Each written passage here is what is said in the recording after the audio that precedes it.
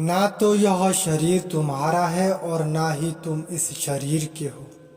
यह शरीर 5 तत्वों से बना है, अग्नि, जल, वायु, पृथ्वी और आकाश। एक दिन यह शरीर इन्हीं 5 तत्वों में विलीन हो जाएगा। दोस्तों, जैसा हमने पिछली वीडियो में जाना था कि मृत्यु क्या है, वैसे ही हम विस्तार से जानेंगे कि मृत्यु के बाद क्या होता है। यदि आप इस चैनल पे नए हो तो चैनल को सब्सक्राइब जरूर करें। साथियों, हमारे जीवन में कई बार ऐसे मोड़ आ जाते हैं, जैसे यदि आप अपनी जिंदगी से काफी खुश हो तो ये ख्याल भी आता है और हम काफी डर जाते हैं कि हम एक ना एक दिन मर जाएंगे। तभी हम सोचते हैं कि आखिर मरने के बाद क्या होता होगा। क्या हमें एक नया जीवन मिलता है या 100 साल पूरे हो गए और हमारा अस्तित्व भी खत्म। दोस्तों, आज के इस युग में लोग यही कहकर छोड़ देते हैं, देखा जाएगा कि मरने के बाद क्या होगा।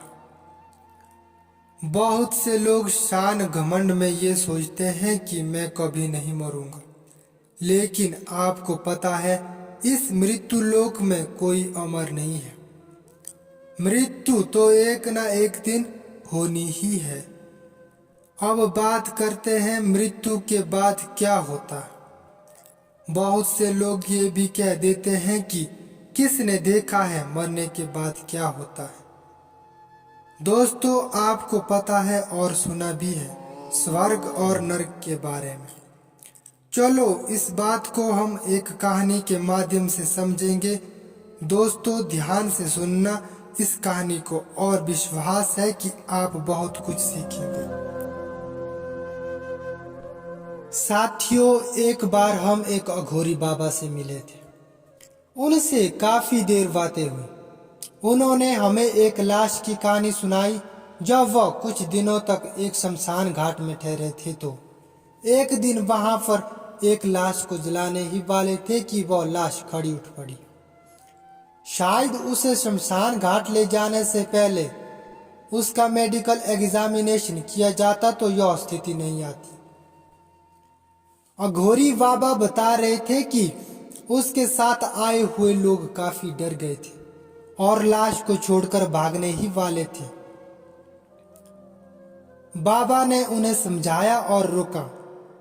बाबा जी कहते हैं कि उस व्यक्ति ने हमें काफी विचित्र भरी बातें बताई। वह कहते हैं कि जब वह मरा तो कोई भी सफेद रोशनी या यमराज या काल के घोड़े या जीसस क्राइस्ट उन्हें लेने नहीं आए। वह काफी देर, शायद कई घंटों वहीं खड़ा रहा, पर वह किसी भी परिवारजन को देख नहीं पा रहा था और ना ही अपनी आवाज सुन पा रहा था।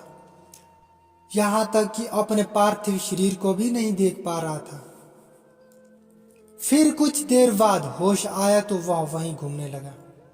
पर हैरानी की बात यह है कि वह उसका घर नहीं था जहां वह घूम रहा था। कुछ अलग ही दुनिया थी, बस खाली स्पेस।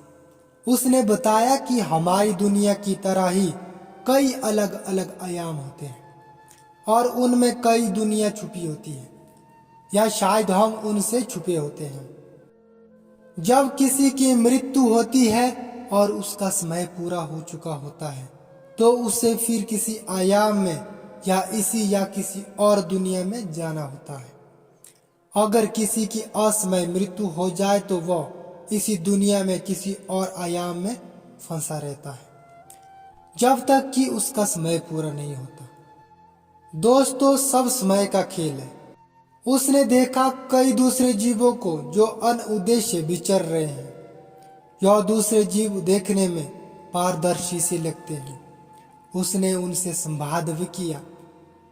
यहाँ हर किसी को संवाद करने की शक्ति नहीं मिलती। उन्होंने बताया कि वो थोड़ा आगे बढ़े तो एक जगह उमगड़गड़ की आवाज आ रही थी।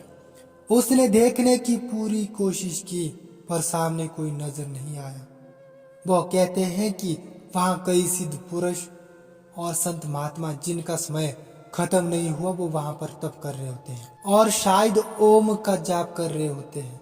यह दिखने में भयानक लगते हैं और हर कोई इनको देख नहीं सकता। उसके अनुसार वह विचर ही रहे हैं। फिर उसे अचानक से एक खिंचाव सा महसूस हुआ। ऐसा लगा कि जैसे कोई पूरी शक्ति लगाकर उसको अपनी तरफ मरोड़ रहा है। थोड़ी देर तक उसको कुछ पता नहीं चला कि क्या हुआ। फिर उसकी आंखें खुल गई।